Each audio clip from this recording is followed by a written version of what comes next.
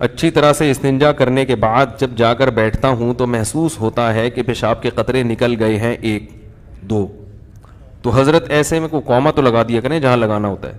حضرت ایسے میں ناپاکی ہو جاتی ہے یا نہیں، جبکہ یہ میرے ہاتھ میں نہیں ہے؟ اس سے بھی عذاب قبر ہوتا ہے؟ ہوتا تو ہاتھ میں ہی ہے بھائی. اچھا خیر، وہ ایک دیہاتی آدمی روڈ پہ کھڑا ہوا پیشاب کر رہا تھا. پولیس نے کہا یہاں، کسی نے آ کے کہا یہاں پولیس نہیں پکڑتی. اس نے کہا بھائی خود ہی پکڑنا پڑتا ہے.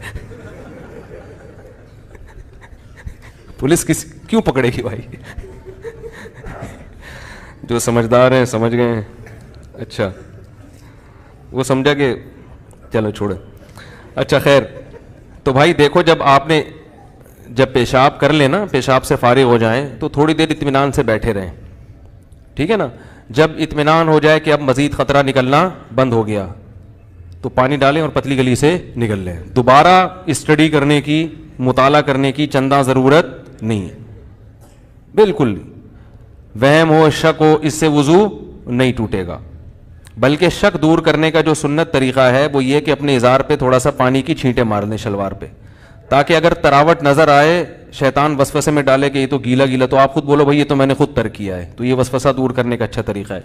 تو ایک دفعہ جب اطمینان ہو گیا تو اب جب تک 100% یقین نہیں ہوگا قطرہ نکلنے کا، اس وقت تک وضو نہیں ٹوٹے گا. اتنا یقین ہو جائے کہ آپ قسم اٹھا کے کہہ سکیں کہ میرا قطرہ نکلا ہے یا ہوا خارج ہوئی ہے، قسم اٹھا کے کہہ سکیں آپ. بعض دفعہ وہمی لوگ ہوتے ہیں نا، میں ان سے کہتا ہوں کہ تم قسم اٹھا سکتے ہو کہ قطرہ نکلا ہے؟ کہہ رہے میں سوچ کے بتاؤں گا کہ قسم اٹھا سکتا ہوں کہ نہیں. اس پہ بھی کنفیوز ہوتا ہے کہ قسم اٹھا سکتا ہوں کہ نہیں. تو میں نے کہا یہ اس کی علامت ہے کہ نہیں اٹھا سکتے، کیونکہ اتنا یقین ہوتا تو فوراً قسم اٹھاتے. دیکھو ابھی سورج نکلا ہوا ہے، فوراً قسم اٹھا کے ہم کہہ سکتے ہیں اللہ کی قسم سورج نکلا ہوا ہے. اس میں کنفیوز نہیں ہوتا انسان. تو جب تک اتنا یقین نہ ہو جائے کہ پیشاب کا قطرہ نکلا ہے یا ہوا خارج ہوئی ہے، اس وقت تک وضو آپ کا باقی رہے گا. لیکن وہمیوں کو بات سمجھ میں نہیں آتی ہے، پھر بھی کنفیوزڈ ہی رہیں گے یہ. تو اللہ اس کے رسول نے جب ایک بات بتا دی ہے تو بھائی اس پہ یقین کر لو، بس چپکے سے نماز پڑھو. پھر شیطان کہنا کہ ہو سکتا ہے نکلا ہو، تو بولو نکلا ہوگا تو بھی اللہ قبول کر رہا ہے. ہم نے اللہ سے قبولوانی ہے. جب اللہ قبول کر رہا ہے تو ہمیں یہ سوچنے کی کیا ضرورت ہے کہ نکلا ہے کہ نہیں نکلا، جب اللہ ایسے ہی قبول کر رہا ہے. تو ایک دفعہ اطمینان ہو کہ قطرہ آنا بند ہو گیا، اس کے بعد پھر شک سے وضو نہیں ٹوٹے گا. ہاں بعض یہ جو نوجوان لڑکے ہیں یا کم عمر لڑکے ہیں، یہ پیشاب کرتے ہی اٹھ کے بھاگ جاتے ہیں. تو پیشاب کرنے کے کچھ وقت تک تو بہرحال تری نکلتی ہے، تو ایک دم سے بھاگ گئے تو اس سے شلوار بھی ناپاک ہوگی، وہ جگہ بھی ناپاک ہو جائے گی.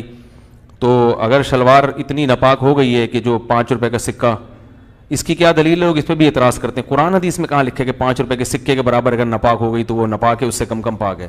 تو یہ بھی کسی وقت بتاؤں گا انشاءاللہ. اس پہ میرا ایک مناظرہ بھی ہوا ہے، ایک صاحب کہہ رہے تھے اس کی کیا دلیل ہے، تو آج تک پھر وہ دوبارہ الحمدللہ انہوں نے دلیل نہیں مانگی.